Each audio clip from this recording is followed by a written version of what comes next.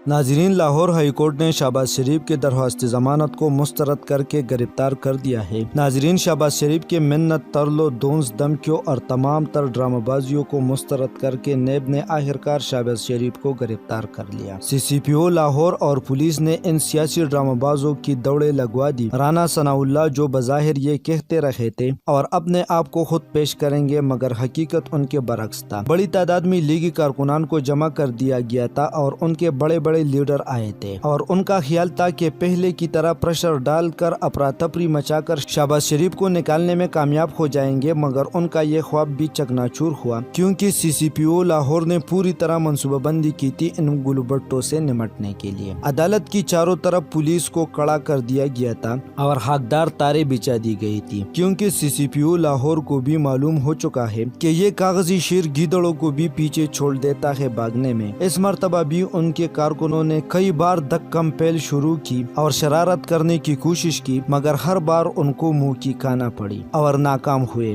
क्योंकि बड़े अहसन तरीके से उनके कारकुनों को हटा दिया गया और लड़ाई और बदनज़मी से बचाते रहे। नाजरीन, यहाँ पर बड़ी हैरानगी होती है कि गरीब और सादालोह कारकुनों के साथ ये बड़ी ज्यादती है कि इन गरीब अवाम का पैसा अरबों करबों के हिसाब से लूट लिया जाता है और इन बेचारों को अंधेरे में रखकर उनकी खून पसीने की कमाई बैरून मुल्क स्मगल कर दी जाती है और अपने असासजात बढ़ा दिए जाते हैं और ये दगाबाज, प्राडिये और बददियानत लोग अपने आप को पाक साफ और मासूम जाहिर करते हैं और यही गरीब और सादलोह अवाम उनकी झंडियां और प्ले कार्ड्स उठा उठा कर उनकी जिंदाबाद के नारे लगाते नहीं थकते और उनकी खातिर जान देने को हम वक्त तैयार रहते हैं। दूसरी तरफ ये बददियानत और लिपापखोर सहाबी है जिनको न तो खौफ खुदा है और न उनको अपना जमीर मलामत करते हैं। दो टक्कों की खातिर ये वजीफाखोर सहाबी बदमाशिया के साथ मिलकर झूठ पे झूठ बोलकर किस तरह सादलोह अवाम को गुमराह करने की कोशिश करते हैं। शहबाज शरीफ आमदन से ज्यादा असासजात रखने की जिस केस के बिना पर गिरफ्तार हो चुके हैं, दरअसल सेशन कोर्ट हो या लाहौर हाई कोर्ट, जो कोई भी हो, अबूरी जमानत इतनी देर तक नहीं चलती। ये कोरोना की वजह से दरमियान में छुट्टियां आ गई और इसी तरह बेंच टूट गए और फिर से बेंच बन गए और इन सब का पैदा शहबाज शरीफ को हुआ।